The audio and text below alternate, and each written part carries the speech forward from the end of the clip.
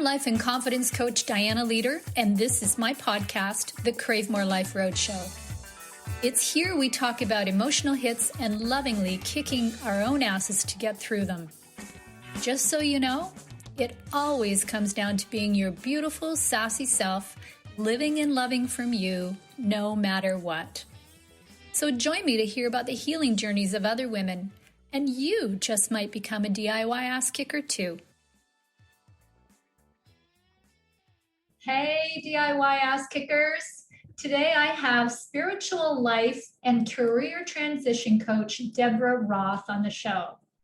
Deborah Roth MA is a spiritual life and career transition coach, a relationship coach, and interfaith minister who has spent the last 40 years plus coaching, training in the not-for-profit and for-profit sectors for large corporations and small businesses.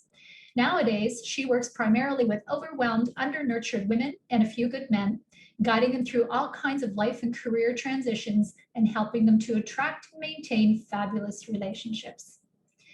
Deborah offers a number of powerful, structured programs for groups and individuals and speaks and teaches on the subjects of radical self-care, women's empowerment, everyday spirituality, conscious relationships, managing life's big changes, to name a few. She facilitates monthly women's circles and meditations and has officiated hundreds of unique, creative wedding ceremonies in her role as an interfaith minister. She is also the author of 2 ebooks, The Authentic Woman Seasonal Playbook and Circle of One, The Art of Becoming a Self-Centered Woman. You can find Deborah on Facebook and Instagram. All links will be in the show notes. So hi, everybody. I'm Dianna Leeder, host of the Crave More Life Roadshow podcast. I'm a confidence coach and an intuitive life hack who helps women get what they want by finding their voice. I'm also the lead author of the recently released Find Your Voice, Save Your Life, with its 2nd edition coming out very soon. Very excited about that. A heads up to our Facebook Live watchers, we love to gab on this show, as you know, so please drop your questions and your comments and thoughts below, but we will not be responding to them directly until after the podcast is recorded. So this wonderful woman with me today is author and spiritual life and career transition coach, Deborah Roth, and I'm very excited to talk to her. Deborah and I recently met a few weeks ago. We just had a chat, just as this on Zoom, about our work and how we support women and our passion for doing that. So it was a great conversation, and I'm really happy to be able to continue the conversation now. So welcome to the Roadshow, Deborah.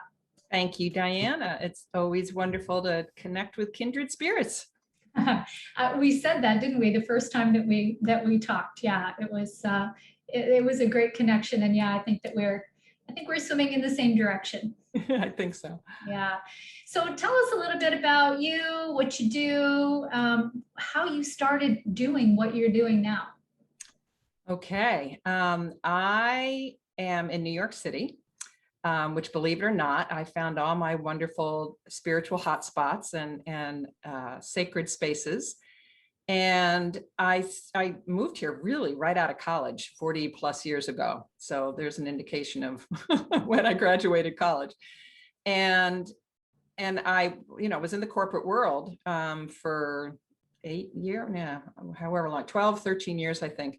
And then just a number of things happened, and I ended up working with my husband, who's always been an entrepreneur, and he had a business creating and distributing personalized cassette tapes back in the days of cassette tapes for kids. Those days. Oh yeah, That was and cool. was really one of the first to do it. And that was fun. Our kids were little at that point. So, I had what's supposed to be the perfect combination, but it's a little crazy making until you figure out, what the balance is of, being with my kids and still working, working outside, not just working with them, because as we know, mothering is a full-time job in and of itself. Right. And it really, and I think that transition, I'm laughing about it, but it took about 2 years to really move from my very structured life, which I had to be working full time with 2 little kids, a husband who was, had building his own business at that point. That's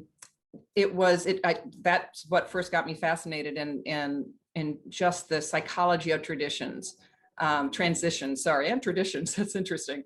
Little Freudian slip there, but traditions and transitions are definitely like the foundation of my work. So I ended up in the 90s just kind of going back to school, formally and informally, and trying to figure out, because it was clear that, running this business with him was not my life, my life stream, even though it was fun and it gave me more time with our boys, and created this wonderful mantra when I was trying to find something that I can still repeat to this day, my affirmation that helped me to find perfect part-time work that gave me more time with my boys. And it just evolved. I knew I'd been a psych major in college. I ended up getting my master's in psychology, specializing in women's spirituality and transpersonal psychology. And I in 92 actually was this pivotal year. And I think we've all had them probably throughout our lives, where I went to a tarot reading with a friend who was a therapist, and was blown away by what she said. I started studying tarot and astrology and went to my first women's circle. And for me, I walked into our Unitarian church that same fall. And the minister at the time was one of the founders of something called the CUPS, the Covenant of You Pagans. And I found out that pagans aren't some weird sect. They're basically lovers of the earth, and they're country dwellers, I think is what pagan originally means. And was introduced to the divine feminine, to the goddess. And for me, it was like, I grew up Presbyterian, what we used to joke and call low wasp as opposed to high wasp, which are, Episcopalian. And it was finding the divine as feminine. For me, it was like, oh my gosh, that's what's been missing. I didn't even know what was missing. And I just dove into all kinds of studies about feminist psychology and women's spirituality, and looking at the pre-Christian Judeo cultures that honor the divine feminine as their primary deity, their primary expression of the divine. And all of that kind of wound together so that my master's thesis was actually brought in the astrology, tarot, even studied palmistry for a while, and then that dropped away. I can remember some of it, but my tarot teacher was also my palmistry teacher. And all of this, though, Dianna, with this kind of good girl from, white bread, upstate New York, don't want to do anything too weird or different, so people won't take me seriously. And so, my growth has just really been increasingly, and again, there are pivotal moments around that too, to step into what I was doing without being apologetic or demeaning or self-effacing about it. And when I did that, when I just said kind of matter-of-factly in those early years, what I was studying and what I was doing, instead of focusing on the people who would kind of roll their eyes and walk away, I found myself that I could just let that go without judgment, say, that's okay, that's fine. I can't relate to everybody. And just was able to focus on the ones who were either curious, oh, I'd like to hear more, or, oh, my sister just gave me a tarot deck for Christmas. Oh, I've been in a women's circle for years. And that's just, continued to deepen and evolve over the last, 25 years or so. And it's at the same time, how did that happen? There were so many things. It was just one of those serendipitous times, when you're on a path, the universe just keeps throwing things in your way. It's the truth. It's the truth. Oh my gosh. Yeah. And I ended up through this, as part of my master's, I was also taking a 2-year counseling training program that was taught all by astrologers who were also therapists, which was very cool. And one of the founders of that program, one of the directors, was the one who turned me on to coaching in the mid 90s. And I, again, that was another one of those, oh, wow. Even with a psych background, I didn't necessarily want to be a therapist. I wanted to be more hands-on and actively, interacting with clients, whatever that would look like. And she and I, that's where I ended up getting, introduced to coaching and did my training at Coach University. Now I think it's called Coach Inc. When there were only 2 coach training programs, I think, in the world, Yeah. a couple hundred, right? Yeah. And then my master's thesis was on the power of ritual. It was weaving a path to wholeness through women's ritual and the 4 elements. And the 4 elements kept popping up for me in the Western tradition: fire, water, air, and earth, because all of those esoteric arts that I was studying, astrology, tarot, palmistry, all bring in the 4 elements. And at my first women's circle, one of the things that we did, and I continue to do as a way to create sacred space, is that we invoke the energy of the 4 elements in the 4 directions. So of course, I thought I was the first person in the entire world to get the connection, how the 4 elements weave through all of these different arts. And I got to write this master's thesis on it, which, yeah, had all the requisite original sources and all this feminist fun stuff and resources and all that. But it was like getting credit for, what fed my soul the most. So with that in mind, knowing that I'd been through this, at that point, half a decade, and things just continue to unfold, of change and transition, discovering the power of ritual, all of those things, discovering the divine feminine came together so that I thought, all right, what's one of the most wonderful life transition rituals that you can go through? And getting married is an obvious one. And so that's why I became ordained as an interfaith minister, so that I could bring all of this together and marry people. So really by the second half of the 90s, I guess, was when I was certified as a coach. The relationship coaching came in a few years later, because I discovered that when I was marrying people, they'd either ask if I had any sort of premarital support, or some of the couples that I had married, a few years before, were saying, oh, we could use some help right now. And so I guess it was 2004, maybe, I got certified as a relationship coach. And I just continue to blend that,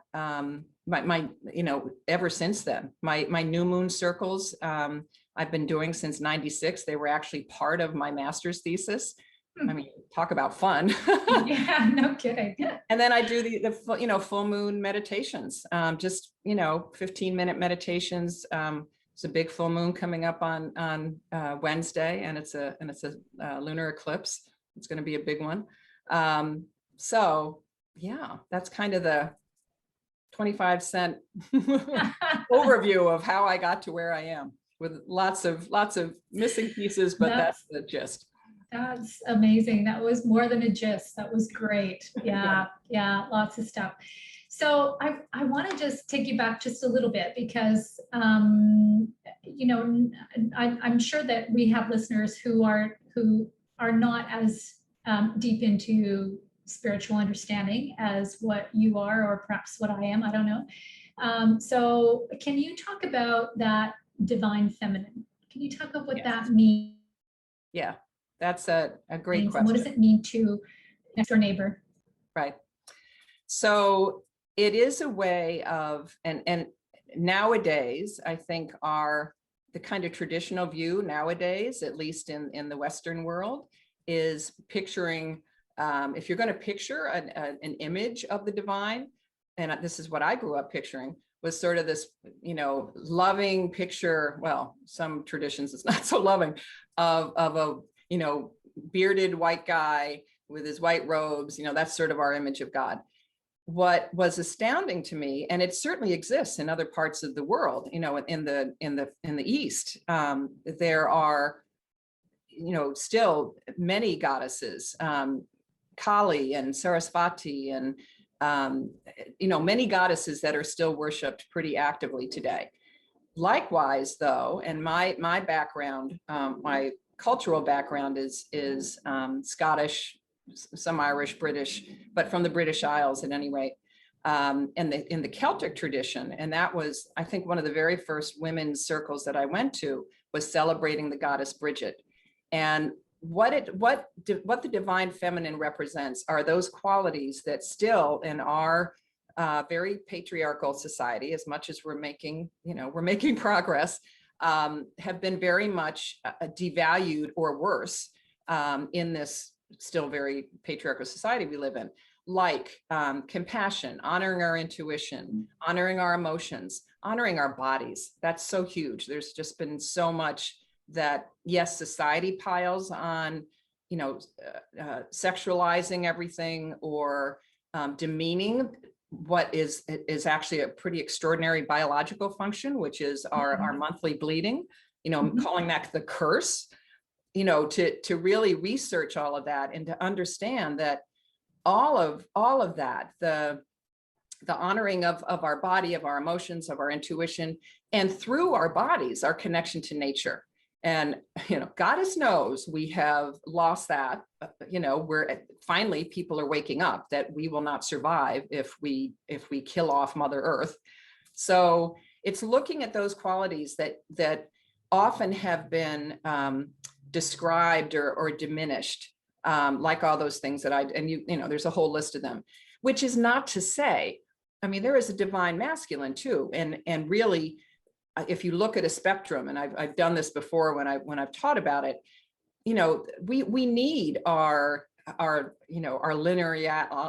linearity. Is that the noun? We need to be able to think logically and rationally. We need to be assertive.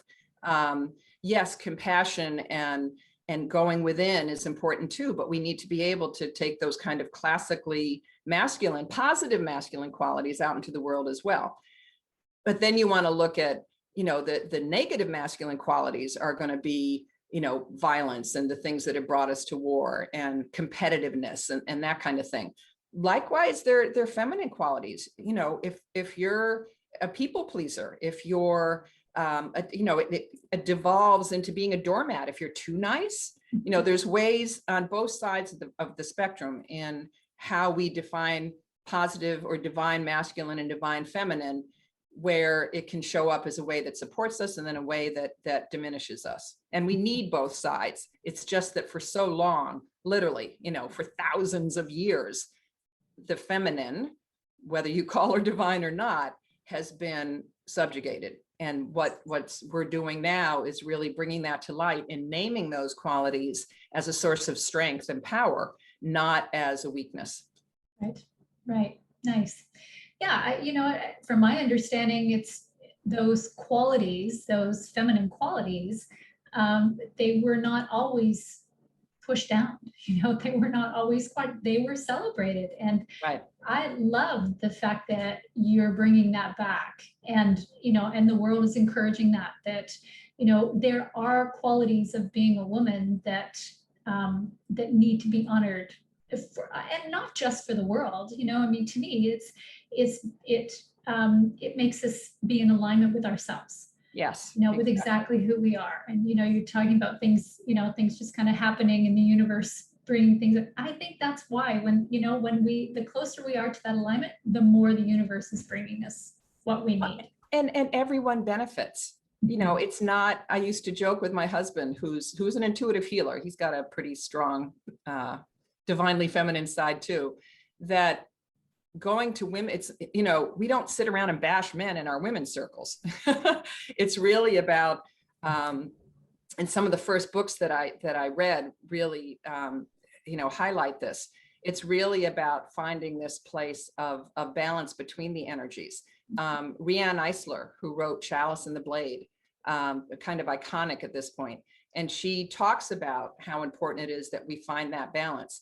She and I almost was an archaeology major in college because I loved ancient history, and so for me, diving into those pre-Christian Judeo years and those other cultures, frankly, who didn't know from Jewish and Christianity, in the Far East, but diving in the Western civilization to discover the history there and the cave drawings. My office well, actually, if I tip up, you'll see an Isis who's, I have goddess figures all over my office from Africa, from the Celtic lands, from, India, from China, just as a reminder that this, as you said, it was everywhere. And there are some astounding books. I'm happy to, pass along my reading list to anybody, both novels and both, kind of historical fiction, but also nonfiction of historians that have, explored what that and there's a lot of evidence, what that civilization would have looked like. Some of these, do I have one nearby? I don't have one right here, but some of these goddess figures are very primitive looking. And for instance, there's a site in Turkey, Çatalhöyük, I think it's called, that has, I hope I'm not mixing up my my places where they're from, but that showed hundreds of these very definitely female, but very primitive images of a female deity in all of the hearths, and all of the, when they dug all this stuff up. She was not a sex symbol. She was who they were, who they were worshiping. And there's just volumes and volumes. And the ancient history buff in me loved that, to see these images and these cave drawings of those times when the feminine was, was celebrated as being, right up there with any male images of God. Yeah. Yeah. I think that that's incredibly powerful as a society, as a gender. I think that's Totally. It's hugely powerful. So tell us a little bit about your women's circles and how you celebrate in those.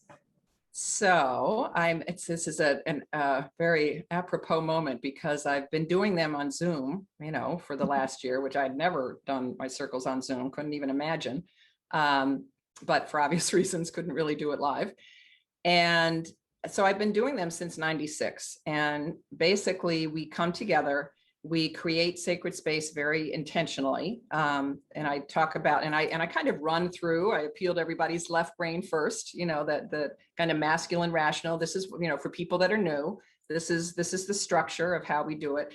I always have, I fill out my form. I don't just wing it, because I think if you want to create a really strong vessel, a really strong sacred space, you need to, to have parameters in place. You need to really define it. And the way that we do that, one of them I mentioned before, we invoke the elements, the 4 elements in the 4 directions. We actually sometimes we face them, and sometimes I love to sing. Sometimes we'll sing a chant that brings in the 4 elements and directions. That actually is like the 3rd way that we anchor our sacred space. The first one is that as we're sharing, I invite everybody to just come to circle with a question around the theme. There's a different theme every month. What are some of your themes, Deborah? So Taurus was honoring our bodies. I did not do the Taurus circle. It was only a week after my 21-year-old nephew died. Didn't quite have it in me.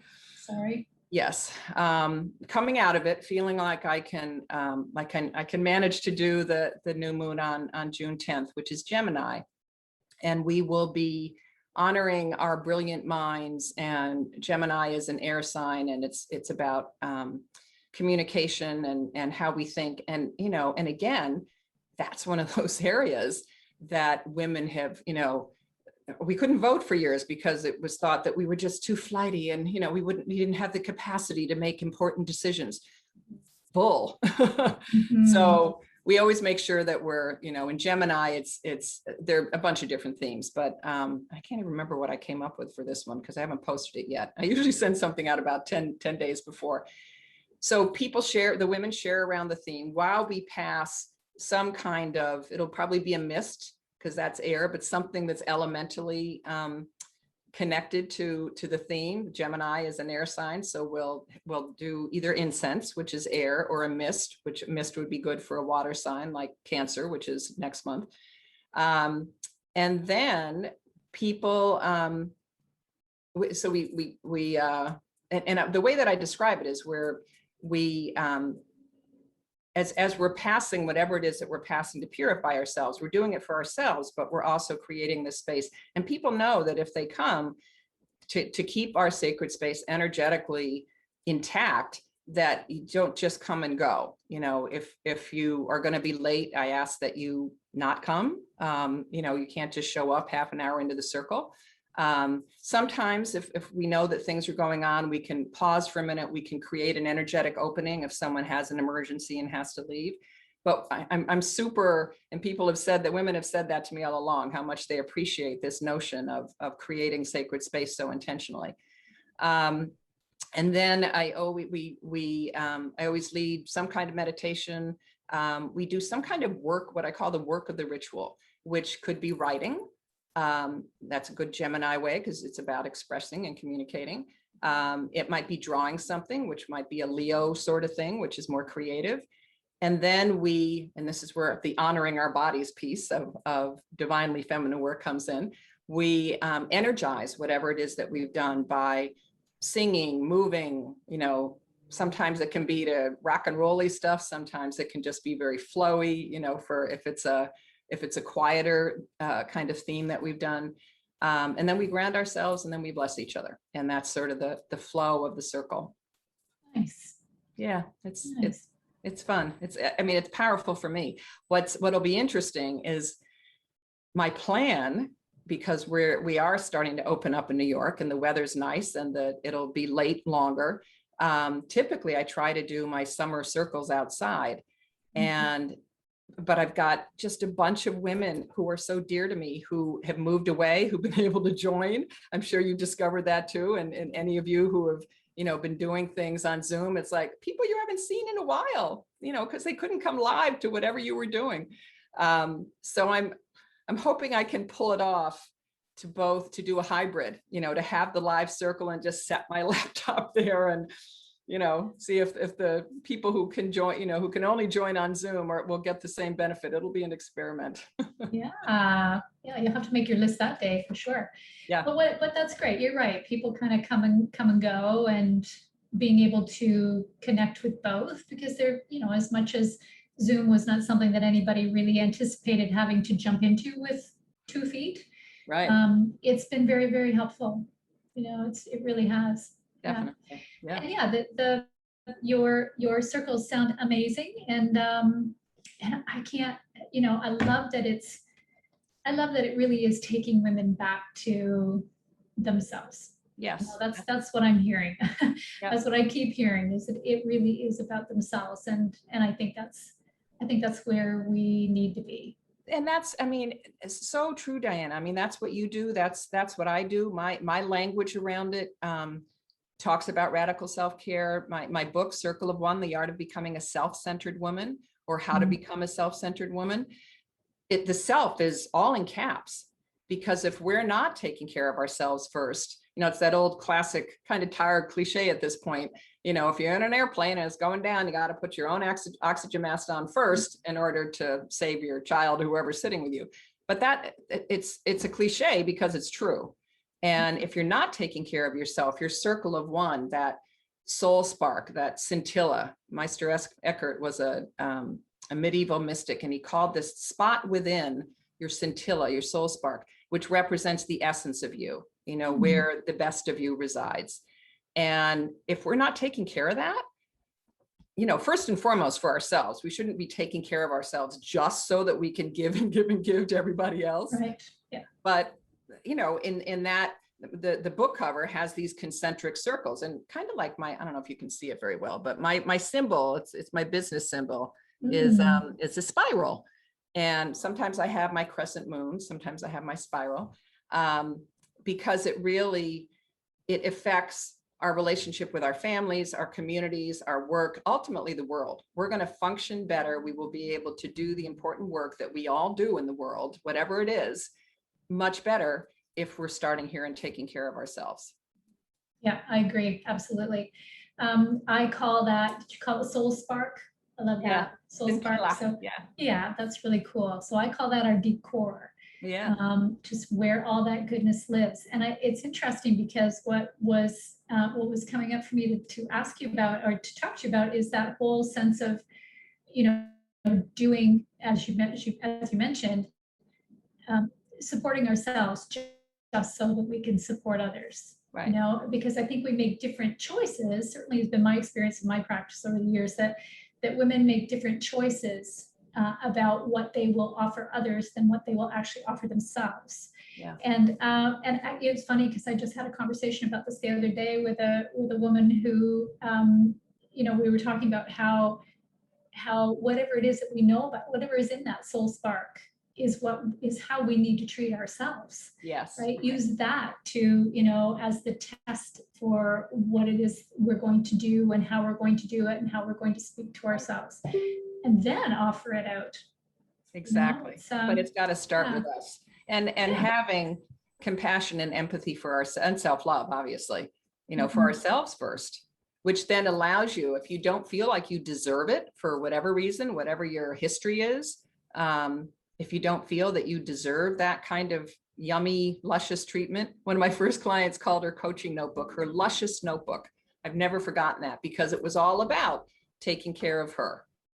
And the pushback, in our world, we kind of speak this language, and I have to admit, sometimes I forget that the idea of self-care is not so obvious or doesn't come so easily still to a lot of women. And boy, especially now when you read it's something like 1.5 million women have lost their jobs as a result of the pandemic, and how it is that how are they managing with their children, with their own psyche, with their own soul, is really, I mean, if there's a time that we need to remind women to take care of themselves, now is it.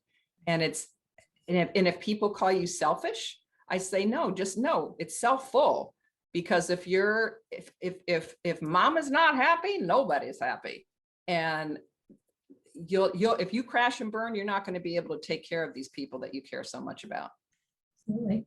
Absolutely. And I think that sometimes that's really difficult for women to hear and to really understand, like when they're up to here with kids and job and household, the whole gamut, then it's hard for them to say, yeah, I could do that. So there's, I guess what I want to throw in there is that there is always, and I don't like the word balance, but there's always that kind of, here you can take a look at the, yes, lovely. You can take a look at the whole, right? Yeah. And then decide which pieces go where. Right. You won't be any less whole, but it doesn't have to be, 90-10, 95-5. Definitely. And learning the power of no. No is a complete sentence.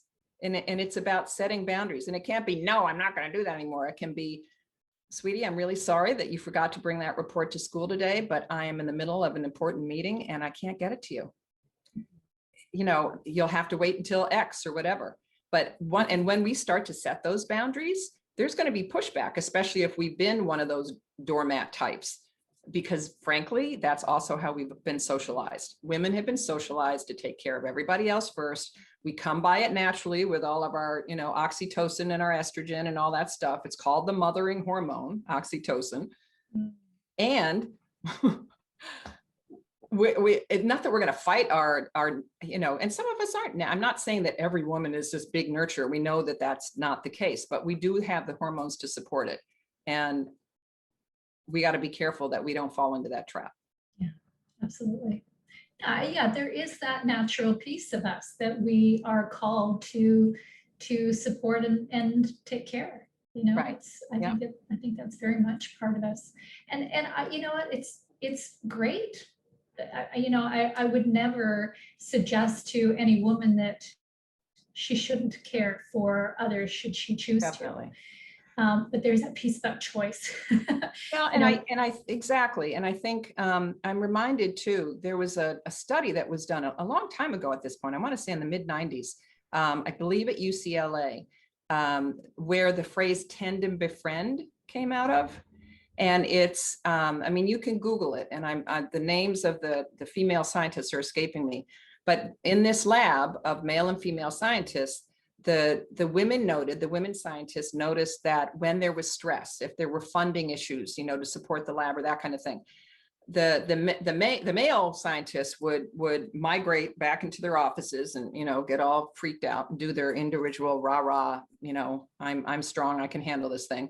The women would come together in community and just support each other.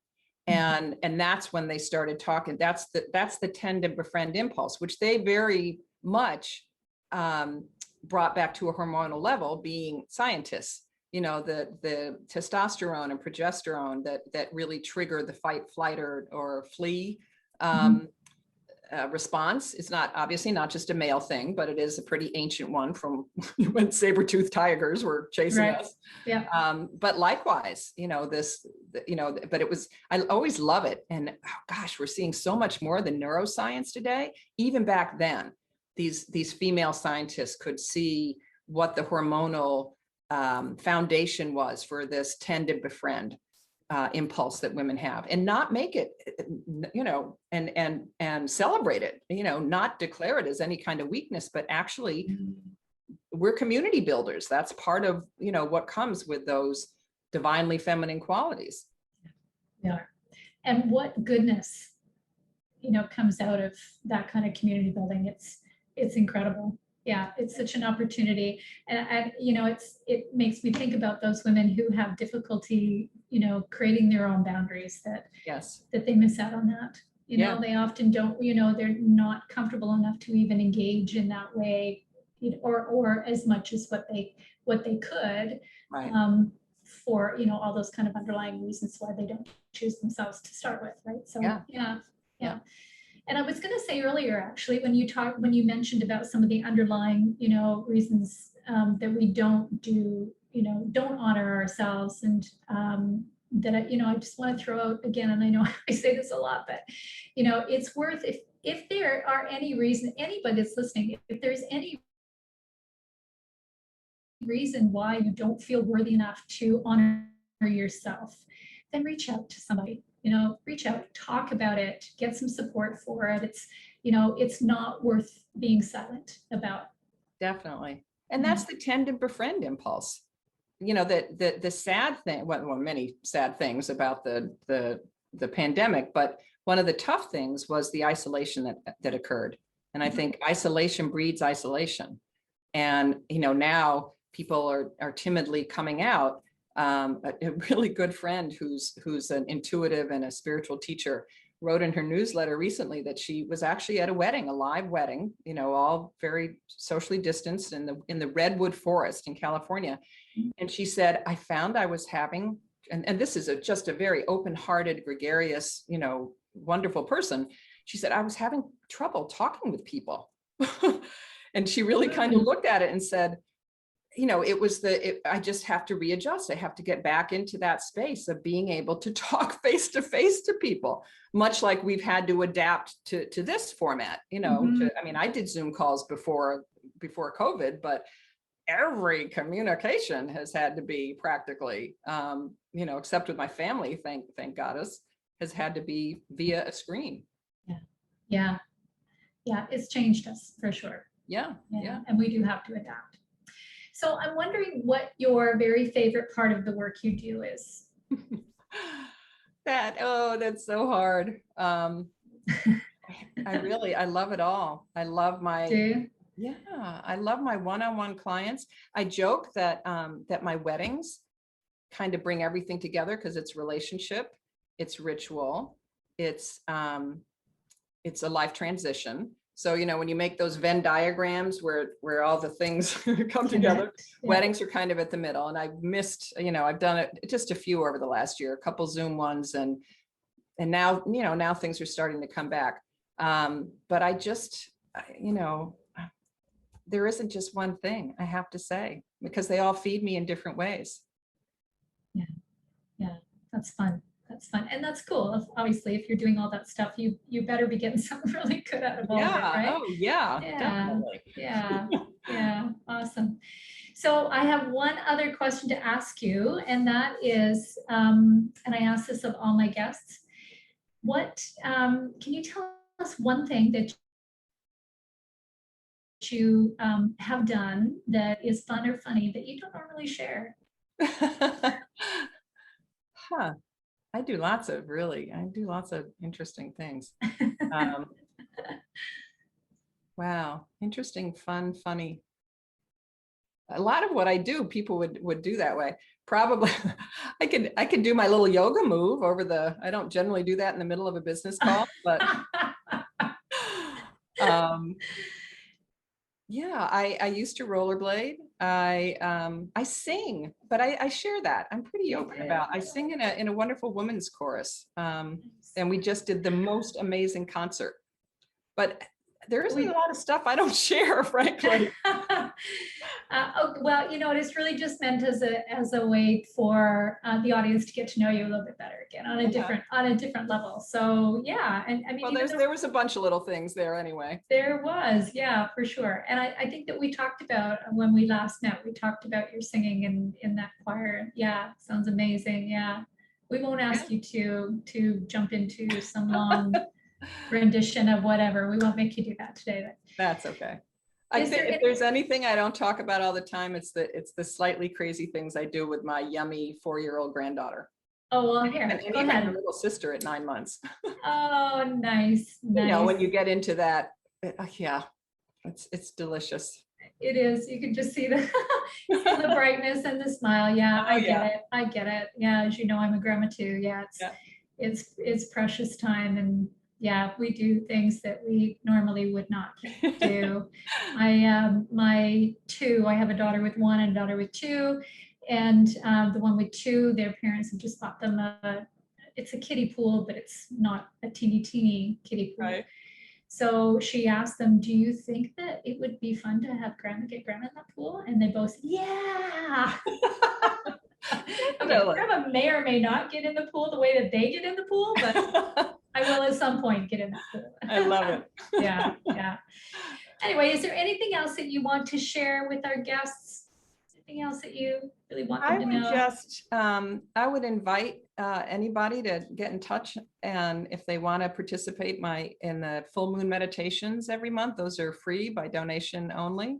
And as long as I can pull off doing the Zoom ones, the new moon circles are open, always open to newcomers.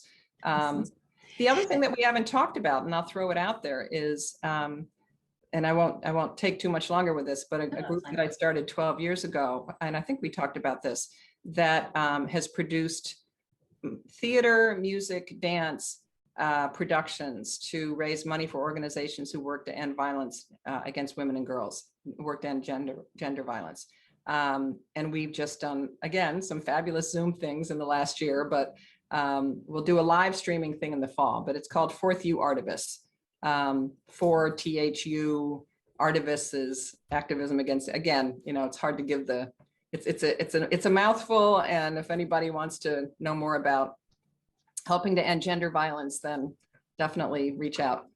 Awesome. Yeah, we have your contact information in the show notes. Right. And if they connect with you on Facebook, then they will be able to see your postings for your Sacred Circle and et cetera, right? Yeah. Yeah, and my newsletter always goes into more detail about what the new moon theme and everything else is. Yeah. As I said, I got to put it together so I can send it out next week. Yeah. Well, what a time. Yeah. And people need to understand the spiritual piece of that. Yep. Yeah, I think that's super powerful, and I think they'll appreciate that. I'll appreciate it. I'll read it. Yeah. Oh, good. Okay. Well, thank you so much. Thank you, Dianna, being here and sharing about what you do, and you've offered lots of good information for women. I think it's that kind of essence that we have. I like to call our essence. I think is such a huge part of us, and to have the opportunity to be open about it and to be not just open but to accept it as well, I think is a huge gift. So thank you for what you do. Oh, it's been lovely to be here. Thank you so much, Dianna. You're welcome. Okay, everybody, listeners, thank you so much for showing up again today. I really appreciate it. And as always, just by coming out, you are kicking your own ass. So I very much appreciate that. And I hope that there'll be lots of pieces of this message from Deborah that you can ruminate over, that you can use to create some more awareness for yourself too. So thanks again, and we will see you next time. Bye. If you like today's podcast, hit subscribe at the bottom on your way out and come find me at cravemorelife.com for even more DIY ass kicking.